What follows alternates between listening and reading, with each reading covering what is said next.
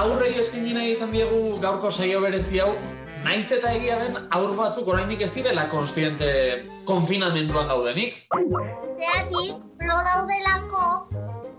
Ez, Gorane, oraindik txikiegiak direlako edo pentsa, oraindik jaiotzeko daudelako. Ze konfinamendu honek hainbat hiritar haurdun ere harrapatu ditu. Baina hori ere bada konfinamentua, 9 hilabeteko konfinamentua da hori aurrarentzat. Kasu horretan, konfinamenduaren barruan beste konfinamendua dago. Eta haurdun dagoen lagun horietako bat gonbidatu nahi izan dugu gaur gurera. Itzea aurkizu, ongi etorri. Eixo, Gabon. Eixo, Itzea, haurdun zenbat hilabeteko zaudezu? 7 hilabete gutxi gora bera. Egia da, konfinamendu egoera honetan, haurdun zaudeten hiritarrok arrisku taldean zaudetela, hor sartu zaituzte, hor kokatu zaituzte, ez dakit zer sentitzen duzun zuk horrekiko, Itzea? Bueno, beldurrak eta inseguridade, baina pentsatzen dut beste guzti dela. Hasiera baten ez zen oso argi ez, arrisku taldea ote ginen edo ez, Txinatik zetorren informazioa apurra emagine eta irakurtzen jutea, printzipio baten ez da transmititzen zuzenen, badakit erditzeetan eta ospital bakoitzak bere protokola daukala, baina egia esan etxeetik ez naiz ateratzen, orduan ja aurreneko 15 egun horiek pasata gero eta momentuz sintomarik ez dagoela ikusita lasaiago, eta koronavirusai begira behintzat bildur gutxigokin edo etxe barrun behintzat lasai. Etxetik apenas atera zarela esan duzu, neurri berezirik hartu duzu, zure egoera dela eta? Bueno, batez ere hori, atera naiz 3 aldiz, bat meikuta juteko, eta gero erosketa etortzen den aldiro legia pote hartu, eta txukun dena desinfektatu dugu, esku garbitu bazala zartatzeaino, pixkat igual obsesibo puntu batekin aigea ez dakit beste etxetan nola idean, baina, bueno, bestela ondo, neurri bereziako izango liake. Egia da, konfinamendu egoera honek denongan eragin duela lako estres bat. Esango zenuke, zu haurdun egonagatik estres gehigarri moduko bat ere izan dela? Egun hauetan asko pentsatzen nahi naiz hortan, nik uste ez ni berez hipokondriaka xamara naiz, eta badakit bestela ere koronavirusak estresatuko nindukela, baina haurdun egoteak eta batez ere azkeneko 3 hilekoan izateak nik uste eragin didala, zeia erditzea gertugo ikustezu, askotan pentsatzen noiz arte hongo etxenez, hemendik zuzen ere erditzea jun beharkoet, atera izango naiz kalea lehenago, gainera haurdunalien komenigarria da paseatzea, gorputza mugitzea, beraz, etxe barrun moldatu beharko dugu, baina, osasuntxu gaude eta ez daude kexateko. Kirola eta etxean egiten ari zara orduan, noski?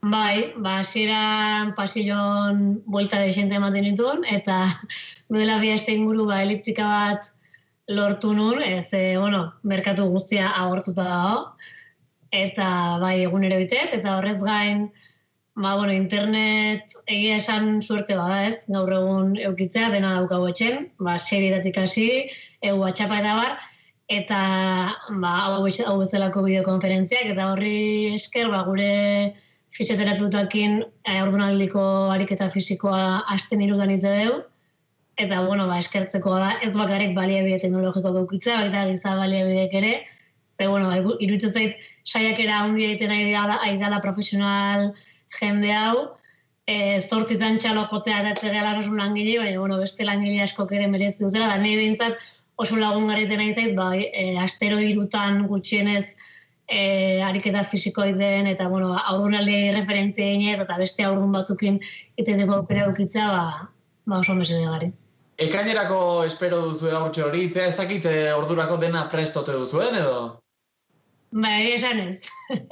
Hori da nire urduritasuna piztu, hasiera mentzat piztuzun beste gauzetako bat ez, gauza batzuk noski prest ditugu, jende askok erropa hausten dizu, sehaskatxoa eta bar, baina, pixka gereukan, azkeneko 3 hilabete hortarako utzita, beharrezko zian gauzak, eta, klaro, konfinamenduakin eta jarduera ekonomikoan eteteakin eta bar, gauza batzuk oraindik ez dauzkagu etxen, gela jartzeko daukau, ez dakigu honez bukatukoa, baina, jaiotzeko ez du ezer behar, eta oain dela urte bizi baldin bazean, gure etxen ere leku goxe bat ingo dugu.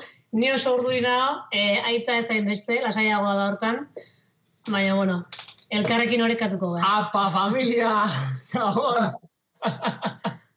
Julen, Itzea! Eixo, Hola, Gorane! Zemru zaude Itzea, ondo? Oso ondo, zure bai? Bai, lasaiago zaude ja Julenekin. Bai. Nola jarri behar diuzue izena? Asko pentsatuta gero? Pello izangoa. Ze polita!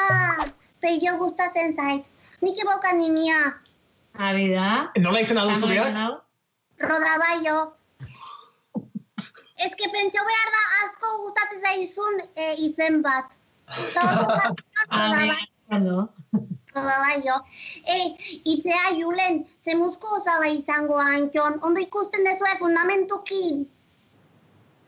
Bai, asko lantzen ari da hilabete hauetan bere osaba izaera.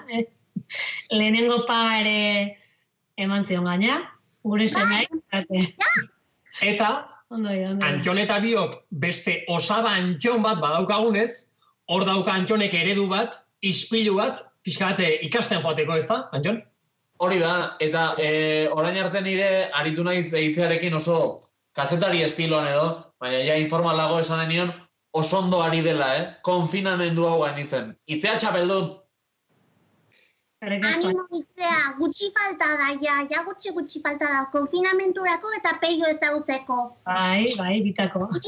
Indizuet marrazki bat, baino nola peio orain ez zeten ezagutzen, marrazturet zure barruan Itzea. Bale, erakutsi. Hau da Itzea, ipakin, eta txapelakin ze beti Itzeak amate ditu elozegiko boinak, tamen nio txurtena eta dena. Sondo. Julen korrika joteko galtzontzio gabe maiakin. Bueno. Torzala eta dena, Oso polita. Hemen barruan peio. Bale, Gorane, gutunez edo bidaliko diguzu marrazki hori, bai?